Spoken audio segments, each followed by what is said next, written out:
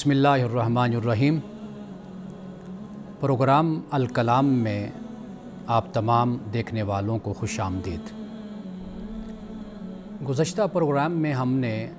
दो अहम बातें कुरान मजीद के हवाले से बयान की थी। एक बात हमारी थी कि कुरान मजीद का मकसद नुज़ूल क्या है, यानी अल्लाह सुब्हानहु व तआला ने कुरान मजीद को नाजिल क्यों फरमाया। और दूसरी बात, कुरान मजीद में जो सूरत है, आयत है, रुकू है और कुरान मजीद पे जो हरकात और एराब हैं, इनकी तारीख़ क्या है, इस पे हमने तफसील से बात की थी। आप जानते हैं कि जब हम कुरान मजीद की तिलावत शुरू करते हैं तो सबसे पहले हम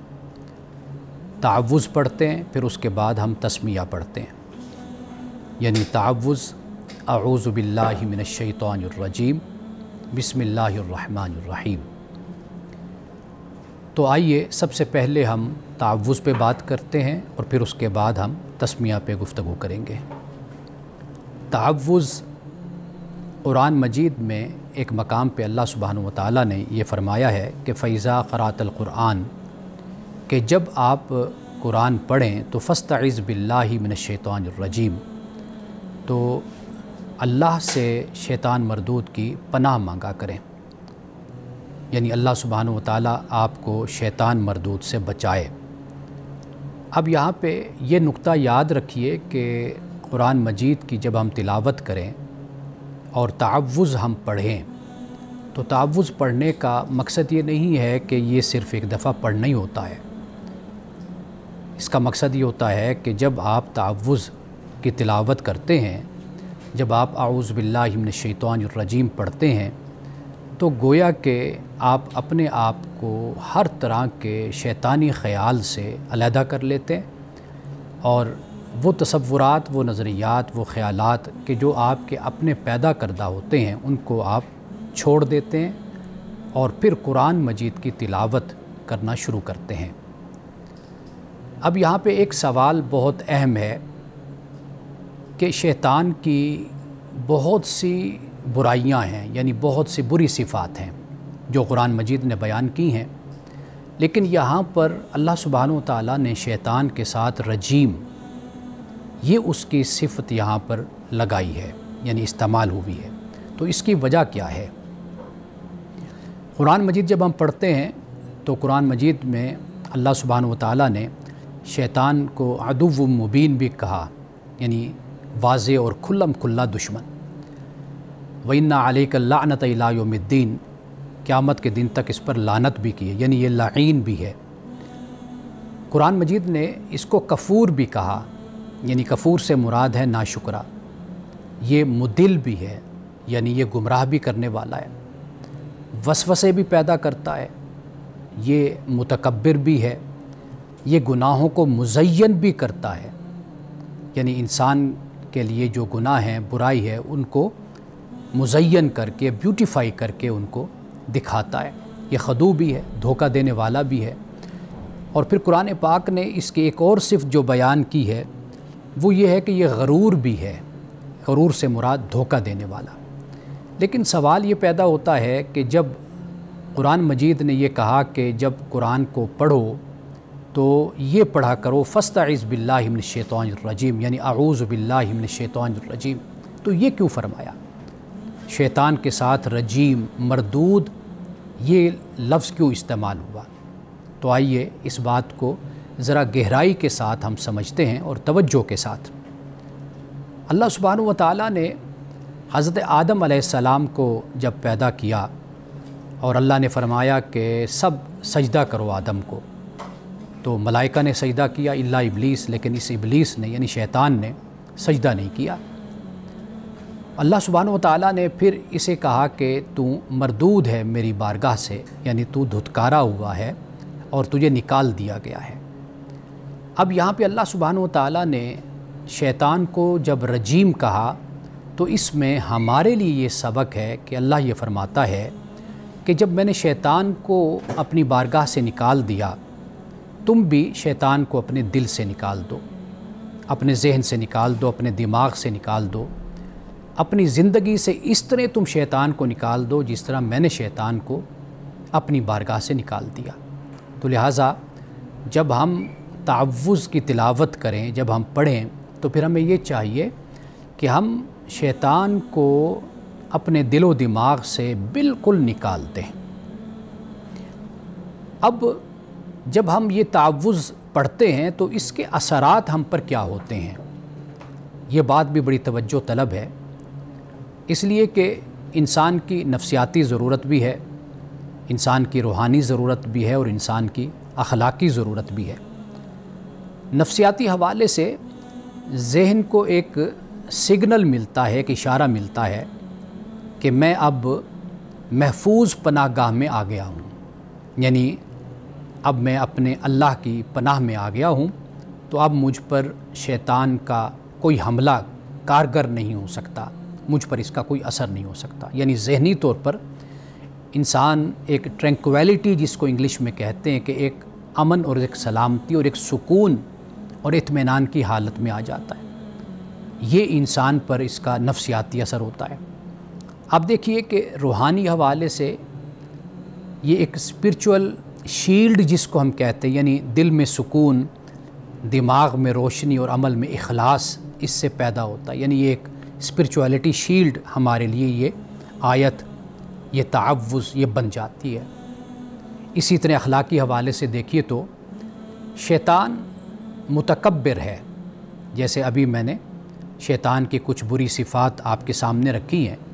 کہ شیطان متکبر ہے، شیطان غرور ہے،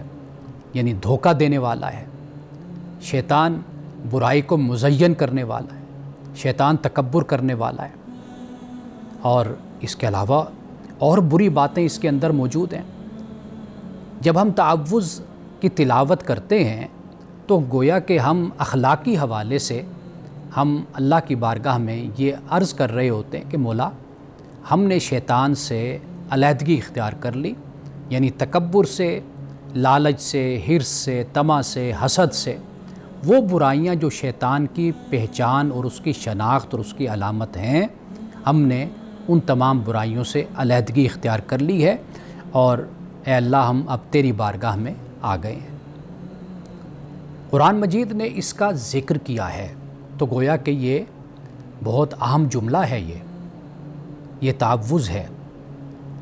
تو ہم جب اس کی تلاوت کریں تو اس احساس اور اس توجہ کے ساتھ تلاوت ہم اس کی کریں کہ اب ہم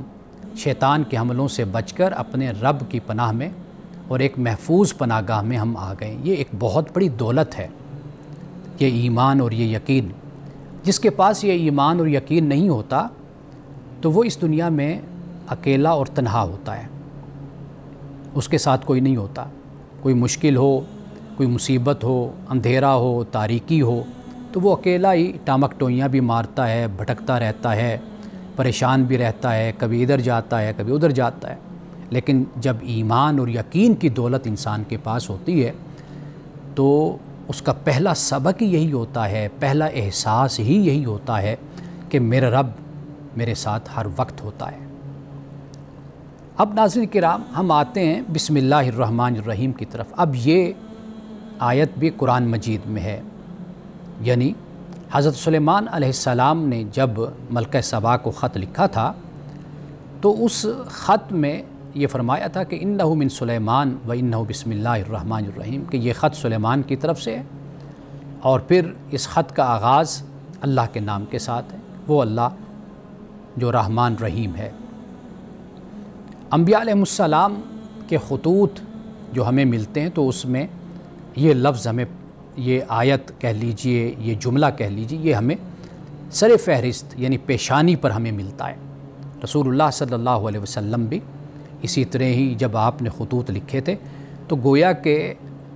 ہر کام یعنی قرآن مجید کی تلاوت ہے، آپ کوئی کام شروع کرنے لگے ہیں تو اس کے شروع میں ہم بسم اللہ الرحمن الرحیم پڑھتے ہیں، اور ہمیں پڑھنی چاہیے۔ رسول اللہ صلی اللہ علیہ وسلم کی حدیث ہے کہ آپ صلی اللہ علیہ وسلم نے فرمایا کہ کل امر ذی بال لا یبدأ فیہ بسم اللہ فہو ابتر۔ فرمایا کہ ہر وہ کام کہ جو اللہ کے نام کے بغیر شروع کیا جاتا ہے تو فرمایا وہ بے نتیجہ ہوتا ہے، وہ بے برکت کام ہو جاتا ہے۔ تو اس لیے ہمیں اسی بات کی تعلیم ہے کہ ہم ہر کام میں بسم اللہ الرحمن الرحیم پڑھا کریں، یعنی ہر اچھے کام میں۔ رسول اللہ صلی اللہ علیہ وسلم سے جو دعائیں منسوب ہیں، جو روایت کی جاتی ہیں، آپ دیکھیے کہ ہر دعا میں اللہ کی یاد ہے، اللہ کا ذکر ہے۔ آپ سو کر اٹھے ہیں تو اللہ کو یاد کر رہے ہیں، سونے لگے ہیں تو اللہ کو یاد کر رہے ہیں، آپ جوتے پہننے لگے ہیں تو اللہ کو یاد کر رہے ہیں، آپ مسجد میں داخل ہو رہے ہیں اللہ کو یاد کر رہے ہیں، نکل رہے ہیں تو اللہ کو یاد کر رہے ہیں، آپ واش روم میں جا رہے ہیں تو اللہ کو یاد کر رہے ہیں، باہر آتے ہیں تو اللہ کا ذکر کرتے ہیں، کھانے سے پہلے اللہ کو یاد کر رہے ہیں، کھانے کے بعد اللہ کو یاد کر رہے ہیں، خوشی کے موقع پر اللہ کو یاد کر رہے ہیں، غمی اور دکھ کے موقع پر بھی اللہ کو یاد کر رہے ہیں۔ تو گویا ہر لمحے میں اللہ کو اپنے ساتھ رکھنا، اللہ کو یاد کرنا، ہم نہ بھی اس احساس میں ہو، خدا تو ہمارے ساتھ ہوتا ہی ہے، لیکن ایک مومن کے ایمان کا تقاضا یہی ہوتا ہے کہ وہ جسے انگلش میں کانشیسنیس آف گاڈ کہتے ہیں، یعنی خدا آگہی، یہ بنیادی بات ہے کہ مسلمان اکیلا ہوتا ہے تو دوسرا خدا ہوتا ہے، دو ہوتے ہیں تو تیسرا خدا ہوتا ہے، تین ہوتے ہیں تو چوتھا خدا ہوتا ہے۔ خدا کبھی بھی غائب نہیں ہوتا، غیر حاضر نہیں ہوتا۔ تو لہٰذا جب ہم قرآن مجید دیکھتے ہیں تو قرآن مجید کی 114 صورتوں میں سے 113 صورتوں کے شروع میں بسم اللہ الرحمن الرحیم یہ جملہ، یہ آیت موجود ہے۔ گویا کہ قرآن مجید سے ہی ہمیں اس بات کی تعلیم مل جاتی ہے کہ جب بھی آپ کوئی کام کریں تو پہلے اللہ کو یاد کریں، بسم اللہ الرحمن الرحیم یہ آپ پڑھا کریں۔ سورۃ التوبہ کے شروع میں بسم اللہ الرحمن الرحیم نہیں ہے، اس کی کیا وجہ ہے، کیا سبب ہے، وہ سورۃ توبہ کو اسے سورۃ برات بھی کہتے ہیں، اس کو پڑھ کر خود معلوم ہو جاتا ہے، اس لیے کہ اس صورت میں کفار و مشرکین کے لیے جو مہلت تھی، جو مدت تھی، وہ ختم ہو گئی۔ اب خدا کی طرف سے ان پر جو عذاب آنا تھا وہ اس کا بیان اس صورت میں ہے۔ تو لہٰذا جس صورت میں ایک بیان ہے عذاب کا تو وہاں پر پھر بسم اللہ الرحمن الرحیم نہیں ہے۔ تو یہاں سے ایک بات تو سامنے آ جاتی ہے کہ 113 صورتوں کے شروع میں اللہ کی رحمانیت و رحیمیت کا ذکر ہے، ایک صورت میں نہیں ہے، یعنی اس کے شروع میں نہیں ہے۔ تو لہٰذا خدا کی جو ذات ہے، اس کی جو صفات ہیں وہ زیادہ رحمت والی ہیں، اور کہیں پر اگر رحمت ہمیں نظر نہیں آ رہی تو اس کی بھی ایک حکمت اور اس کا بھی ایک سبب ہے جو ہمیں سورۃ التوبہ کی صورت میں نظر آتا ہے۔ ناظرین کرام، یہاں پہ ایک وقفہ لیتے ہیں، وقفے کے بعد بسم اللہ الرحمن الرحیم پہ ہماری گفتگو جاری رہے گی۔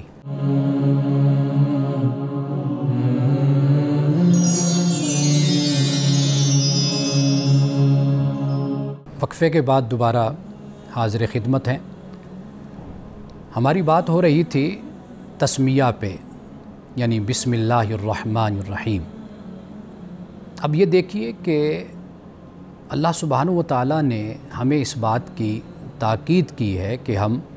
تسمیہ پڑھا کریں ہر کام سے پہلے۔ اب اس میں اللہ نے اپنی دو صفات کا ذکر کیا ہے، ایک صفت ہے رحمان اور دوسری صفت ہے رحیم۔ اب سوال یہ پیدا ہوتا ہے کہ دونوں میں رحمت ہے، یعنی ان دونوں کا جو مادہ ہے وہ را ہا میم ہے، تو آخر ایک ہی مادہ کے دو لفظ، ایک ہی روٹ کے دو لفظ استعمال ہوئے، تو ان میں فرق کیا ہے؟ یہ بڑی بنیادی بات ہے، اس لیے کہ یاد رکھیے کہ قرآن مجید اسی طرح ہے جیسے یہ کائنات ہے۔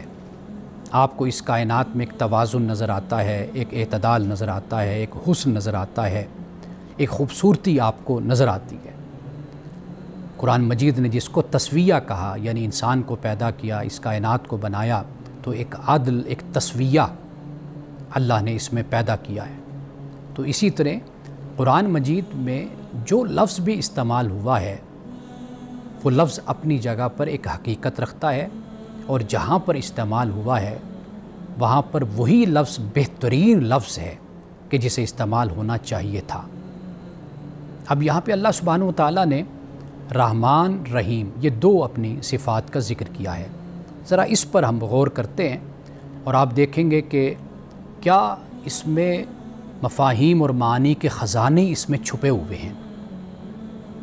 اور ہمارے ایمان کو بڑھانے کے یہ کیسے ذریعے ہیں، اسباب ہیں جو اللہ نے پیدا فرمائے ہیں۔ جب رحمان ہم دیکھتے ہیں تو یہ فعلان کے وزن پر ہے، اور اہل عرب اور جو عربی زبان کا ذوق رکھنے والے ہیں وہ جانتے ہیں کہ یہ لفظ اپنے اندر ایک شدت رکھتا ہے۔ جب اللہ تعالیٰ رحمان فرماتا ہے تو اس سے مراد کیا ہے؟ اس سے مراد یہ ہے کہ اس میں اللہ سبحانہ و تعالیٰ کی رحمت کی زیادتی ہے، اضافہ ہے۔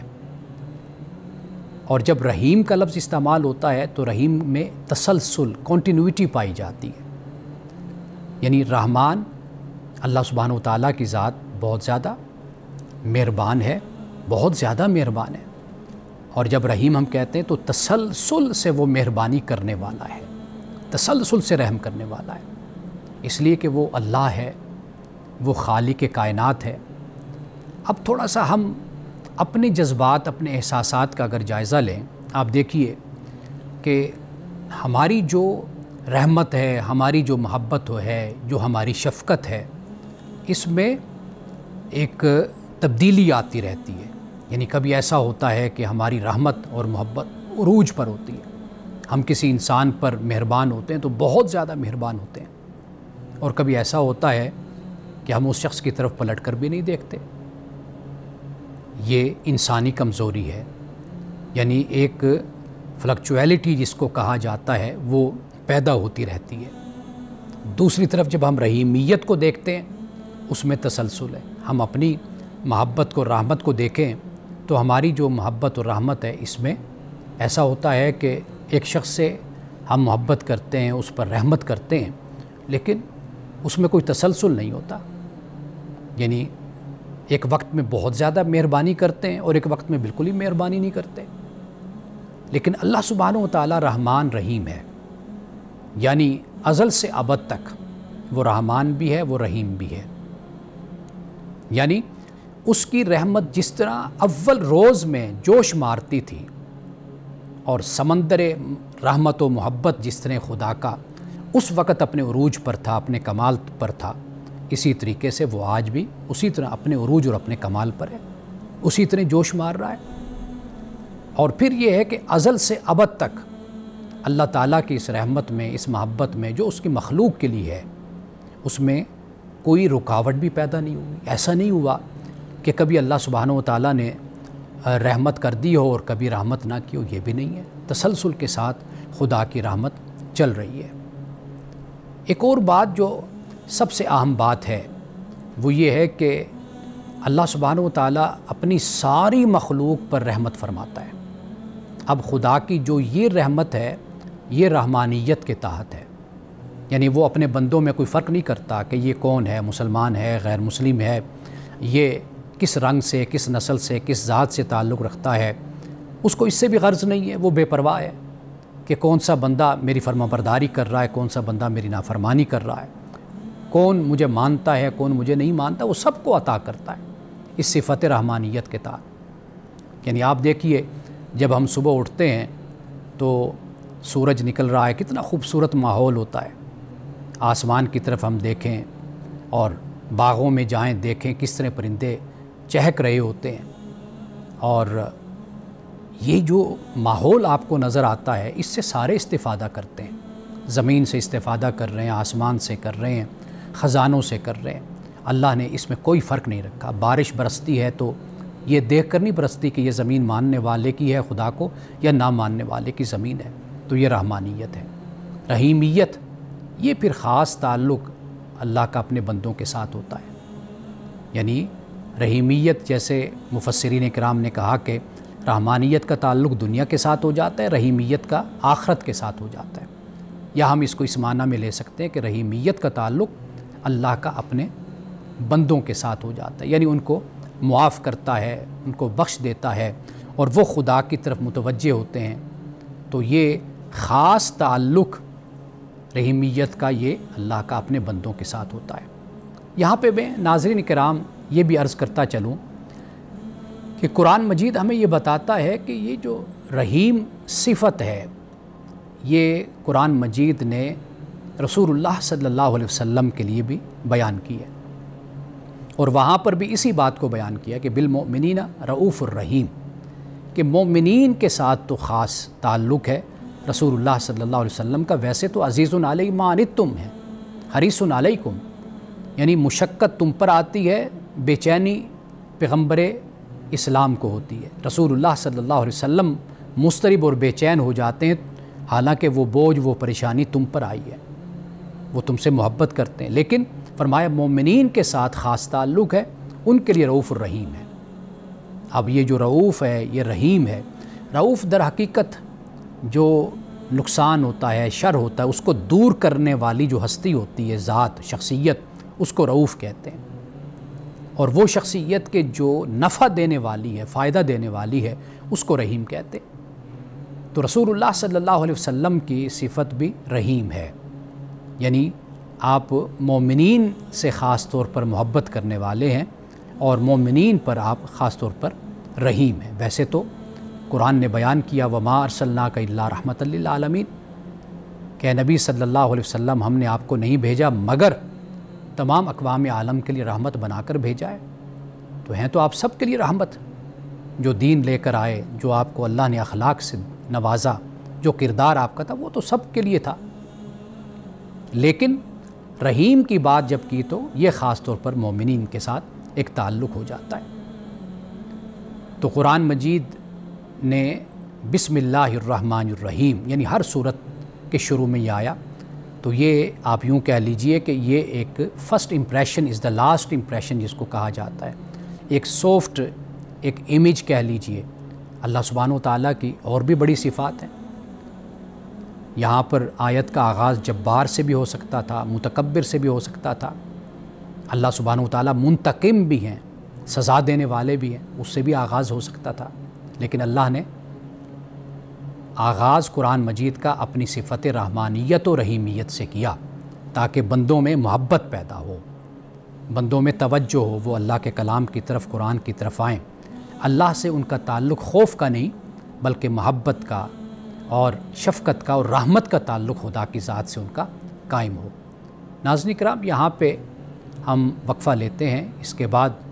جو ہمارے پاس آپ کے سوالات ہیں ان کے جوابات پہ ہم بات کریں گے۔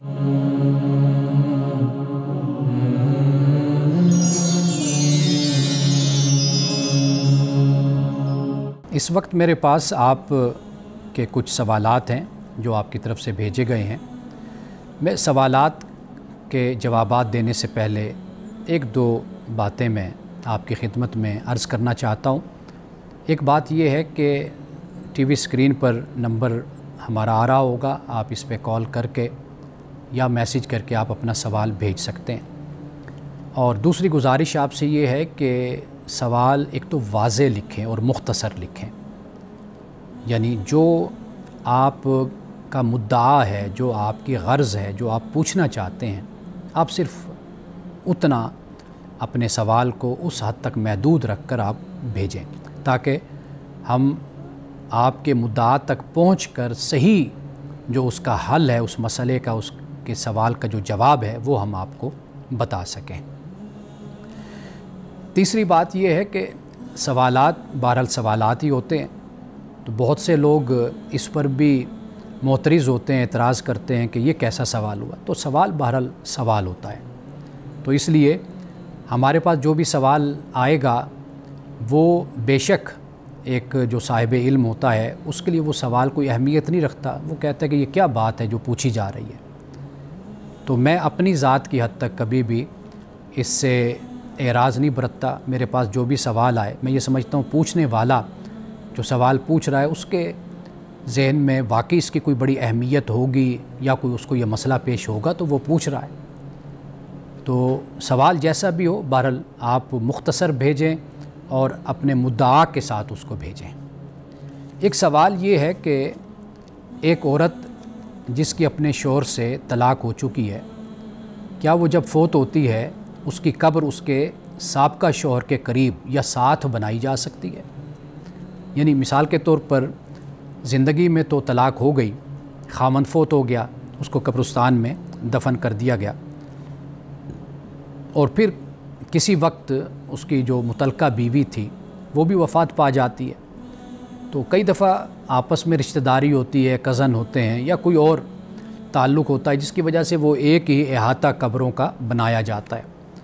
تو اب پوچھنے والے نے یہ سوال پوچھا ہے کہ کیا اس متعلقہ کو اس شوہر کے ساتھ یعنی اسی جگہ پر ساتھ دفن کیا جا سکتا ہے؟ تو بالکل دفن کیا جا سکتا ہے، اس پر کوئی بھی اعتراض نہیں ہے۔ اصل جو معاملہ ہوتا ہے وہ یہ ہے کہ جو زندگی میں قرآن مجید نے جو احکام بیان کیے ہیں، یعنی بحیثیت مسلمان اور مومن، اور جب ہم اپنی ازدواجی زندگی کا آغاز کرتے ہیں یا اس کا اختتام کر دیتے ہیں، وہ جو احکام اللہ نے ہمیں دیے ہیں ہم اس کے پابند ہیں۔ جب دنیا سے چلے جاتے ہیں تو پھر ایسا کوئی معاملہ نہیں ہوتا، ان احکام کا جو اطلاق ہے وہ پھر ہم پر کوئی نہیں ہوتا۔ تو لہٰذا اگر ایسا ہو جاتا ہے کہ مرد ہے وہ پہلے مر گیا تو اس کے ساتھ اس کی سابقہ بیوی کی قبر بن گئی، یا بیوی پہلے مر گئی سابقہ اور سابق جو خامند ہے اس کی بعد میں وفات ہوتی ہے تو وہاں پر اس کی قبر بنا دی جاتی ہے، تو بنائی جا سکتی ہے۔ تو اس میں کوئی شرعی طور پر دینی حوالے سے کوئی قباحت نہیں ہے، نہ کوئی ممانعت ہے۔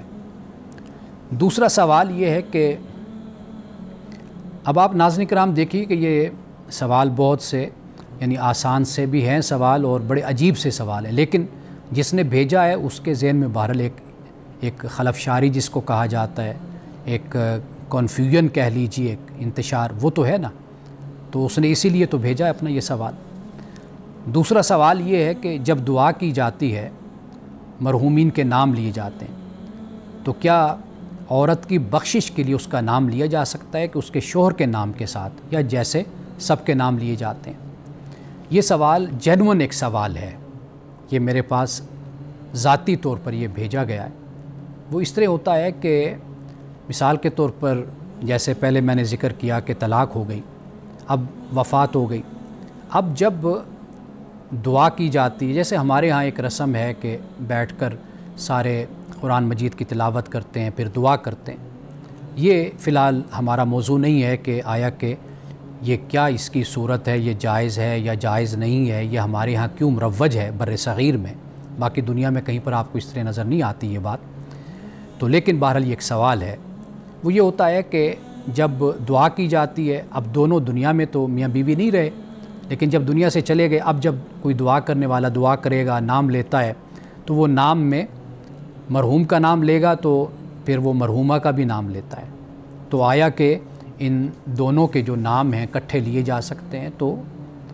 یہ اس میں کوئی حرج نہیں ہے، آپ 10,000 نام لے لیں، آپ میاں بیوی ہوں یا نہ ہوں، آپ دعا میں سب کے نام لے سکتے ہیں۔ ویسے نام نہ بھی لیں، اللہ سمیع ہے، بصیر ہے، علیم خبیر ہے،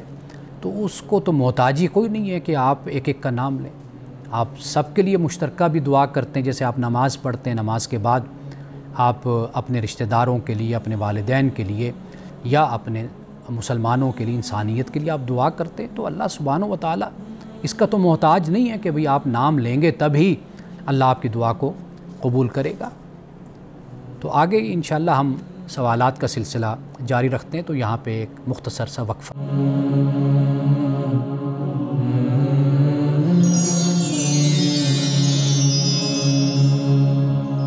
ایک سوال بہت اہم سوال ہے، یہ ہمارے پاس انگلینڈ سے ہمارے دوست ہیں، انہوں نے بھیجا ہے۔ سوال یہ ہے کہ انگلینڈ کے قانون کے مطابق لڑکا لڑکی کی رجسٹریشن بحیثیت میاں بیوی ہو گئی ہے، دونوں گھروں کے لوگ بھی شریک ہوئے، یعنی والدین بھی شریک ہوئے، بہن بھائی شریک ہوئے، باقی رشتہ دار بھی شریک ہوئے، اور وہ گواہ بھی بنے ہیں، تو کیا ایسی صورت میں نکاح ہو جاتا ہے؟ جی بالکل نکاح ہو جاتا ہے۔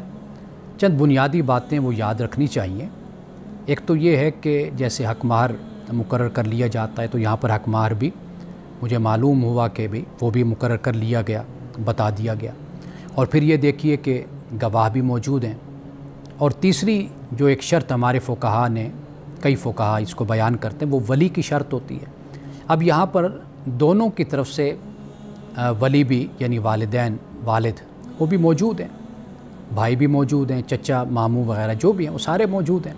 تو لہٰذا ایک لحاظ سے دیکھا جائے تو وہ شرط بھی پوری ہو رہی ہے۔ تو اب یہ جو ہمارے ہاں یہ سوچا جاتا ہے کہ بھئی وہ ہم نے اس طریقے سے مولانا کو بلا کر یا نکاح خان کو بلا کر باقاعدہ طور پر ہم نے اس طریقے سے نکاح نہیں کیا تو لہٰذا نکاح نہیں ہوا، وہ تمام جو صورتیں ہیں وہ سنت ہے یا مستحب، آپ اس کو کہہ لیجئے کہ وہ اچھی بات ہے۔ یہ جو رجسٹریشن ہو گئی، باقاعدہ طور پر سب اس میں شریک ہو گئے، حق مہر مقرر کیا گیا، گواہ بھی موجود ہیں، سارا گھر موجود ہے، وہی گواہ ہے، تو وہ ساری جو شرعی ضرورتیں ہیں، تقاضے ہیں، وہ تو پورے ہو گئے، یا جو رکن ہیں، ارکان ہیں، وہ سارے مکمل ہو گئے، تو لہٰذا نکاح ہو گیا۔ ہاں اگر اس کے بعد اگر کوئی یہ چاہتا ہے کہ بھئی وہ اپنے گھر میں بھی کوئی تقریب رکھ لے، مل بیٹھے، تو وہ بھی کر سکتے ہیں، لیکن سنت جو طریقہ ہے وہ ہے ولیمہ، یعنی جب رخصتی ہو جاتی ہے، دونوں اکٹھے ہو جاتے ہیں، نکاح ہو جاتا ہے، تو اس کے بعد پھر ولیمہ، یہ سنت ہے۔ یہ نکاح ہو گیا یہاں پر، اب اس کے بعد لڑکا اور لڑکی وہ جب اکٹھے رہنا شروع کر دیتے ہیں تو اس کے بعد پھر وہ ولیمہ کا انتظام جو ہے وہ لڑکے کے سپرد ہوتا ہے۔ تو لہٰذا یہ بات ہمیں ذہن میں رکھنی چاہیے کہ جو بنیادی باتیں ہیں دین کی، جو دین تقاضا کرتا ہے، جو شریعت تقاضا کرتی ہے، وہ جب پوری ہو جاتی ہیں تو وہ کام لیجیٹیمائز ہو جاتا ہے، وہ جائز ہو جاتا ہے۔ تو لہٰذا جو ہماری اپنی روایت ہوتی ہے یا کوئی اپنی رسم ہوتی ہے، کوئی رواج ہوتا ہے، تو وہ دین کا حصہ نہیں ہے۔ وہ بے شک آپ کیجئے، ضرور کیجئے، لیکن اس میں اس بات کا خیال کیجئے کہ وہ اخلاق کے دائرے میں ہو، دین کے دائرے میں ہو، اللہ کے حکم کے دائرے میں ہو بس۔ اب اس کے بعد ایک اور سوال جو میں آپ کے سامنے رکھنا چاہتا ہوں، وہ سوال ہے جی، بڑا اہم سوال ہے، اور اکثر لوگ یہ سوال پوچھتے بھی رہتے ہیں، اور نماز کے بارے میں ان کا جو تصور ہوتا ہے وہ یہی ہوتا ہے کہ اگر کوئی شخص کہتا ہے کہ نماز صرف اللہ سے ربط کا نام ہے اور وہ بغیر جسمانی عمل کے ایک ہی جگہ بیٹھ کر اللہ کو یاد کرتا ہے، تعلق قائم کرنے کی کوشش کرتا ہے، تو کیا نماز ادا ہو جائے گی؟ دیکھیے، اللہ سے ربط کا نام تو نماز ہے، اس میں کوئی شک نہیں ہے۔ اقم الصلاۃ لذکری، میری یاد کے لیے نماز قائم کر، اس میں تو کوئی شک نہیں، لیکن نماز کی ایک حیت ہے، اس کے کچھ ارکان ہیں اور کچھ اس کا طریقہ ہے جو ہمیں انبیاء علیہ السلام سے، رسول اللہ صلی اللہ علیہ وسلم سے وہ ہمیں ملا ہے، اور 1500 سال امت نے اسی طریقے پر نماز پڑھی ہے، اور وہ ایک عملی سنت اور امت کا ایک عمل ہے اور ایک تہذیبی عمل ہے کہ جو ہمارے ہاں رائج ہے مسلمانوں میں، مسلم معاشروں میں۔ تو لہٰذا نماز وہی ہوگی جو ہم اس کے مطابق پڑھیں گے، جیسے نماز فجر ہے، ظہر ہے، عصر ہے، مغرب ہے، عشاء ہے۔ فجر کی 2 رکعتیں ہیں، ظہر کی 4 ہیں، عصر کی 4 ہیں، مغرب کی 3 ہیں، عشاء کی 4 ہیں، وہی حیت، وہی رکعتیں، وہی سب کچھ، وہی رکوع، وہی سجود، وہی تشہد، وہی قعدہ، جو نماز کا طریقہ ہے وہی ہم پڑھیں گے تو در حقیقت وہی نماز ہوگی، وہ ادا کریں گے تو نماز ادا ہوگی۔ باقی بے شک ہم اللہ کی یاد میں بیٹھے رہیں تو اس میں کوئی حرج نہیں ہے کہ آپ اللہ کی یاد میں بے شک بیٹھے رہیں، اللہ کا ذکر کریں، اللہ کے نام کی تسبیح پڑھیں، اللہ کے جو اسماء الحسنی ہیں ان کا آپ ورد کریں، بے شک کرتے رہیں، لیکن وہ نماز نہیں ہے۔ نماز وہی ہے کہ جو ہمیں رسول اللہ صلی اللہ علیہ وسلم نے سکھائی اور بتلائی، اور پھر پوری امت نے اس نماز کو پڑھا، تو وہی نماز ہم پڑھیں گے تو نماز ہماری ادا ہوگی۔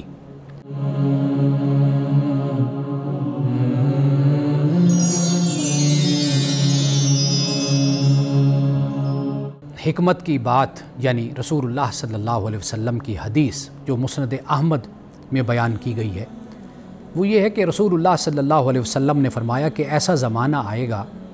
کہ جھوٹے کو سچا اور سچے کو جھوٹا کہا جائے گا، خیانت کرنے والے کو امانت دار اور امانت دار کو خیانت کار یا خیانت دار سمجھا جائے گا۔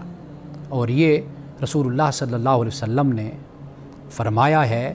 تو ہمیں اس بات کا خیال کرنا ہے کہ کہیں یہ زمانہ ہمارا نہ ہو اور ہمارا زمانہ اس کے مصداق نہ ہو۔ یعنی آپ کا فرمان اس بات کی طرف اشارہ کرتا ہے کہ معاشرے کا چال چلن ایسا نہیں ہونا چاہیے کہ جو جھوٹا ہو وہ سچا بن جائے، یعنی نیکی کرنا مشکل ہو جائے، برائی کرنا آسان ہو جائے، بدی کرنا آسان ہو جائے اور اچھے کاموں میں شرکت کرنا اور اچھے کاموں کو سر انجام دینا یہ انسان کے لیے مشکل ہو جائے، تو جب ایسا معاشرہ قائم ہو جاتا ہے اور لوگوں کی ایسی روش اور ایسا رویہ لوگوں کا بن جاتا ہے تو پھر ایسے معاشرے زوال پذیر بھی ہوتے ہیں اور پھر ایسے معاشروں کا وجود زمین سے مٹا بھی دیا جاتا ہے۔ ناظرین کرام، انہی الفاظ کے ساتھ اجازت دیجیے، انشاءاللہ کل دوبارہ آپ کی خدمت میں حاضر ہوں گے۔